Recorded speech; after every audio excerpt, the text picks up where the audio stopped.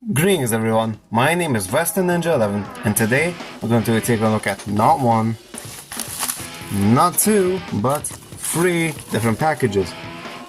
Now I got all these packages from Aliexpress and what they contain are some bootleg Disney Pixar Cars diecast. Now I bought these because, well, two of these I got because getting the official ones is extremely difficult due to how rare they are, and two of them I bought because I found them quite interesting. Now I've had a few run-ins with knockoff cars before and their quality does seem to differ a little bit. Now these here are all the Disney Pixar Cars knockoff vehicles that I've had in my collection up until now. Just to do a little showcase, like here's Guido. Now he honestly doesn't look half bad, though you can see kind of like a griminess, like you can see that the 95 is like a decal or something. I'm also pretty sure that the official one has a different expression, though I might be wrong. And you can tell by just looking at the bottom that this is a knockoff. Right? You can see that little stamp, the little printed code there is nowhere to be seen here. There's also a lot more licensing info on this official one than on this knockoff. And according to the headcan of those stinky yellows, the company that makes these diecasts is called Mate.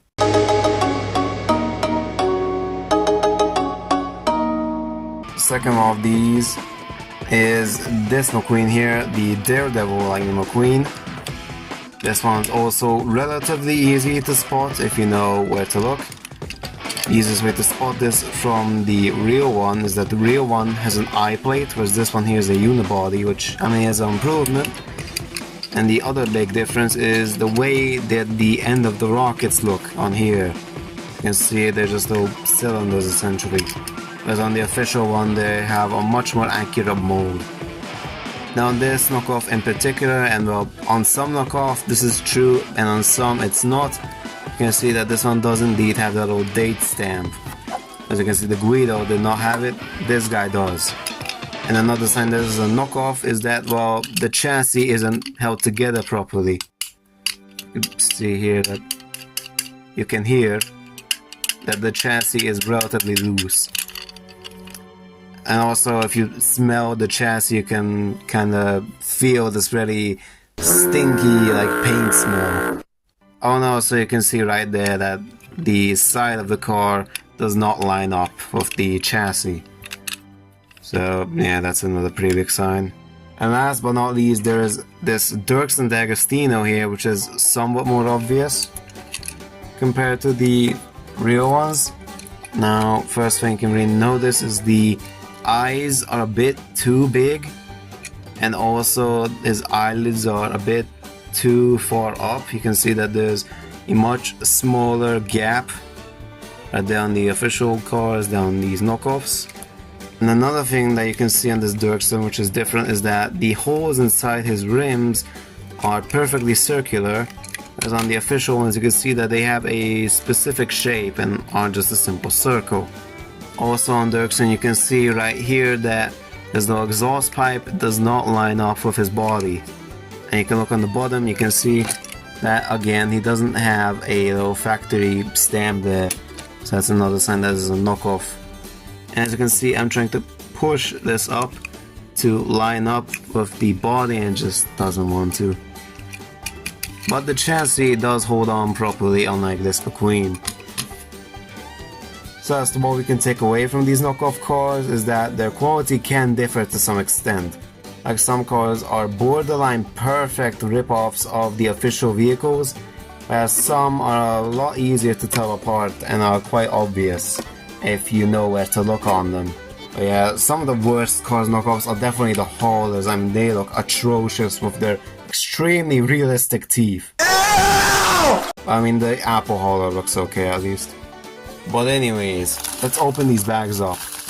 I'm gonna put these two to the side. I'm gonna start with this one.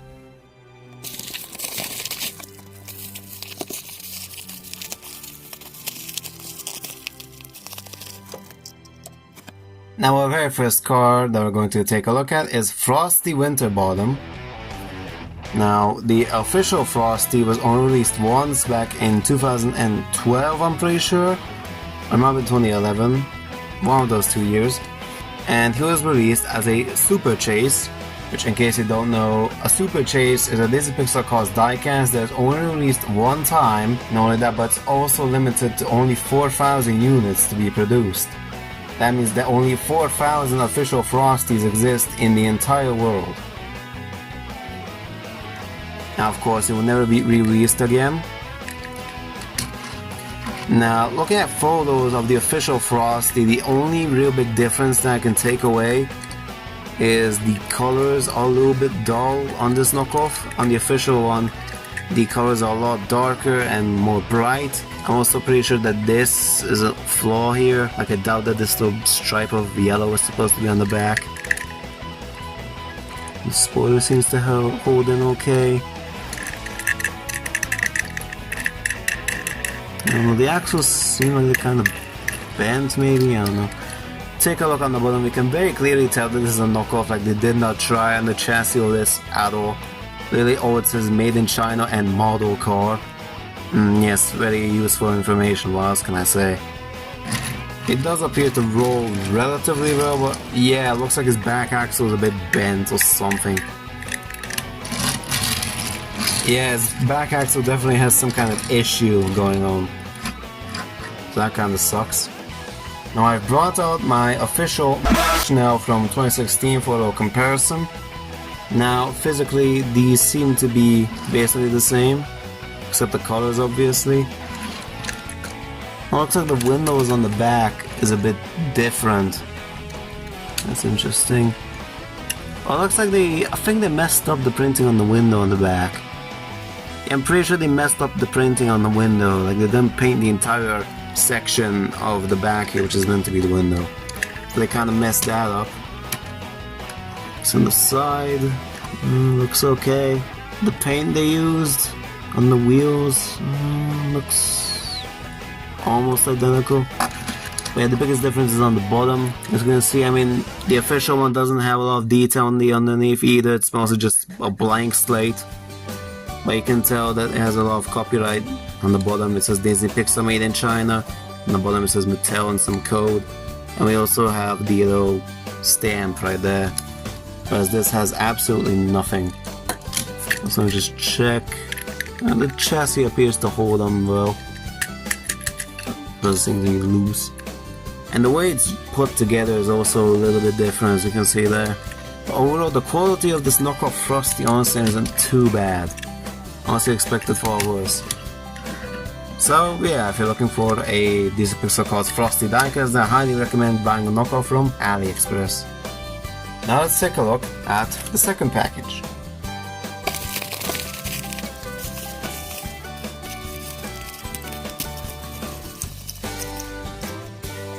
The second knockoff car that we're going to be taking a look at today is this knockoff Jim Reverick. Now, the reason I got this guy in particular is because he looks like an official China release, and I really like the look of that. And also his colors really seem to match the Tomica release of Jim Reverick, which I really do like. And for comparison, I have brought out the official Thailand Jim Reverick. And as you can see, the colors are completely different, and he's very easy to tell apart. Because, well, Jim Reverick officially was only ever released in Thailand. So yeah, this knockoff being made in China is a very clear indicator that this is not a real product. As you can see on the side here, the colors are of course very different. The blue is not reflective or really metallic in any way. It has like a metallic speck. And I don't know, like the carbon fiber and the silver is somewhat reflective, but not too much. Looking on the front too, you can see that their eyes are completely different. And you can see on the front that the knockoff's grille does not have the silver outline on the front. That's a pretty clear indicator too. You can also see that this Chinese knockoff has separately fitted windows, which are made of plastic. You can feel that. Whereas the Thailand one is actually a unibody, and the windows are one part of the metal casting. And I don't know, I honestly don't mind this that much. I also think that this looked a bit better, honestly. Yeah, the windows could be a good indicator to differentiate a real diecast from a knockoff, because I'm pretty sure those differ too. The spoilers on these two also differ quite a bit. You can see this one has a metallic like spoiler, like the blue is metallic, whereas on the regular diecast, the blue here on the spoiler is not metallic at all. Also, I think mine's like a factory of some kind, because he has like a little blue stripe there. I don't think he's supposed to have that. And you can also see that on the official Jim, like I'm pretty sure that they use a different spoiler design, because his spoiler is angled up a bit. As on the knockoff here, it's angled straight, and the ends of it, or the sides of it, are black, and they should be dark green. Another difference that I noticed is that the gas cap is a lot less detailed on the knockoff version compared to the official one. You can see on the back that the color is a lot more dull, especially like the taillights and the rookie stripes. Those are very obvious. I mean, the taillights look practically black on camera, though that's mostly due to the shadow. You can see it's a lot darker. And the last big difference between these two is that on the official one, on the bottom it says made in Thailand, Disney Pixar, Mattel, and some code. You can see the little printed or stamp code there, or what you want to call that, or the date stamp. Whereas on the knockoff one, it just says made in China and 2 random codes, like nothing else. And on the official car, you can see that near the wheels on the chassis, you can see it has these 2 little tabs that come out for all the wheels, whereas the knockoff one here does not have that, as you can see. Now this knockoff here, thankfully, is able to roll pretty well. Though I don't know, I think there's something up with the axle on the front. Kinda hard to see on camera, but I don't know, they seem to like shake around a bit. So I don't know, like the front axles seem to be a bit like loose or something.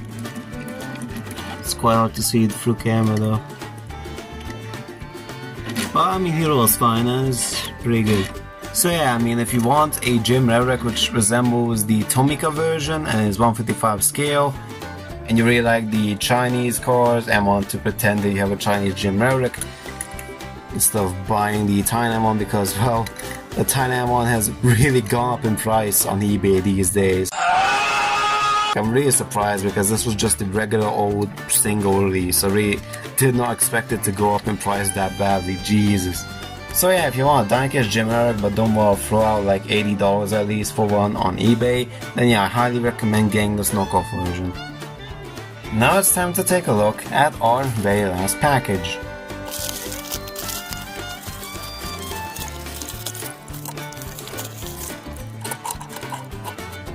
And here are the last 2 cars that I have to show you guys today. Now we got the most popular knockoff essentially in the fandom, that being of course the Apple Icar, or Matthew Overtaker as the fans like to call him, as well as this knockoff, the Earnheart Jr. Now first I'm going to take a look at this new Earnhardt Jr. and we'll take a look at Mac a little bit later. Now here is the official Dale Jr. As you can see, there's a very big difference between these two. I mean, they look almost nothing alike, because these stinky yellows over in China decide to use the octane gain / RPM mode to make their knockoff of Dale Jr.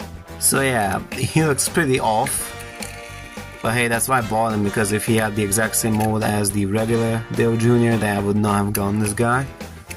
Because like this, he looks like a brand new variant of him essentially, considering the fact that they already made the Earnhardt Jr. in the nitrate body style. So yeah, that's quite cool, I guess. Also, it's kind of hard to see, but it looks like they messed up like the printing on his eye. It was a blemish. It's kind of very hard to see, but you can see right there, they messed up the printing on the eye. So that kinda sucks. Now, of the alternate body style side, another big difference that you notice immediately at first glance is the color. The color of this Dale Jr. is much darker compared to the official one. There's a smiling one, I mean the determined one also has the exact same colors. And as you can see, he has black rims similar to the rubber tire release / determined release of Dale Jr. Unlike this one, which has grey rims. Though besides that, the decals seem to be basically identical to the official release.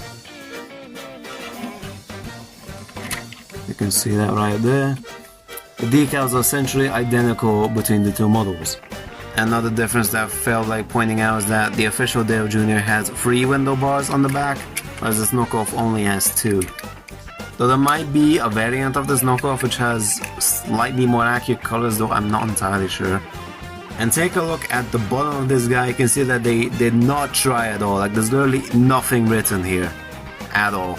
Because on the official one there's of course a bit of copyright, and we got Dale Earnhardt Jr.'s signature, 2007, Disney Pixar China, and of course the stamp code. So yeah, it's a pretty oddball little knockoff, but I mean if you like Dale Jr. I recommend getting this. Now we just gotta wait for them to make Dale Jr. in the Lee Class Boy style, and then we'll have the full trilogy. And now onto the very last knockoff of today, now of course being the Mack Icar, also known as Matthew Overtaker. Now this guy here is of course one of the most well-known knockoffs because, well, the official one is basically impossible to get due to being exclusive in the modest preview of the South set, which is not only very expensive at the time and even now, but it was also exclusive to the Hot Wheels Redline Club.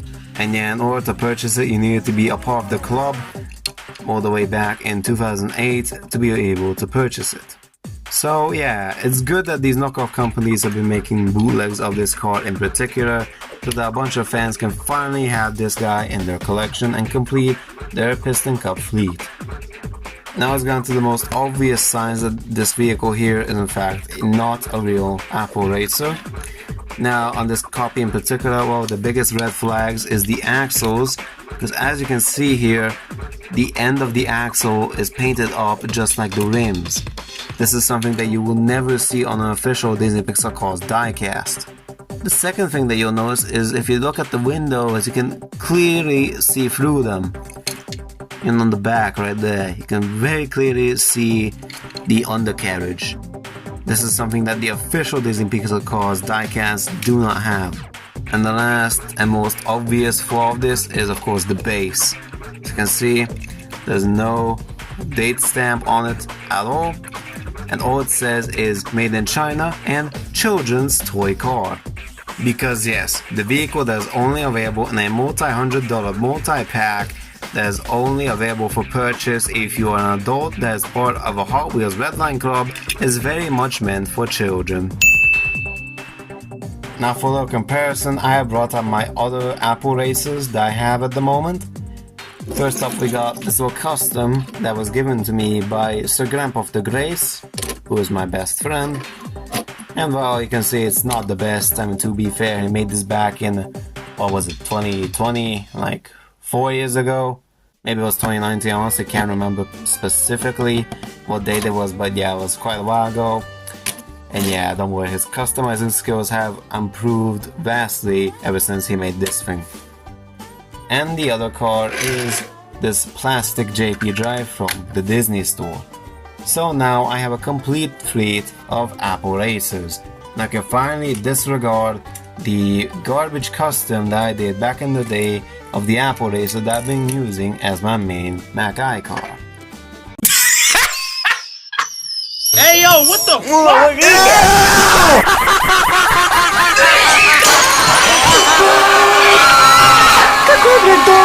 And those were the bootleg Disney Pixar Cars diecast I had to show to you all today. Now the question is, do I recommend getting any of these knockoffs in general? Well, it depends on which vehicles. Like for example, if you want to get a Mack Icar or let's say Frosty or any of the other Mack Schnell recars that were only produced in the quantity of 4,000, then yes, I do recommend getting the knockoffs. Because they do a pretty good job at looking like the real thing. However, if it's a vehicle that was produced worldwide and isn't like a super chase or stupidly hard to get, then I don't really recommend it necessarily. However, if the vehicle is extremely expensive to get nowadays, like for example Jim Reverick over here, then yeah, getting the knockoff is a pretty good compensation for having the real deal. And there are a handful of other knockoff cars that I'm hoping to get soon. One of those being a black Mack Icar which they made for whatever reason. I also have no idea why, but I do like the look of it. And canonically it could work as like an alternate paint scheme for Mack. when Apple releases like a brand new product that they want to advertise, which is like a new phone that's completely black or something. I think that could work relatively well. Another knockoff that I want to get is this police officer Lightning McQueen, mostly because with some light customizing you can turn into a custom police officer Lightning McQueen from the short Private Eye Mater. Because Mattel never made any 155 scale diecast of Private Eye Mater, and there's no mini races, literally the only thing that they did for the short. Besides this, the only merch that I know of which was made of that short is this Disney Store 3-pack. So yeah, this short really got shafted in terms of merchandising.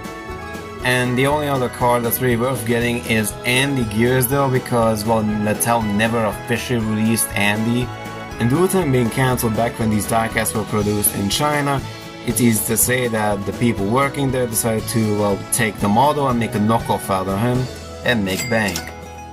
So yeah, I'm planning on getting him soon too, because well, there's no official version in general. Unless I find the prototype, but that's basically impossible obviously. Anyways, I hope you all enjoyed this little review of mine, and I will make sure to see you all next time. Goodbye!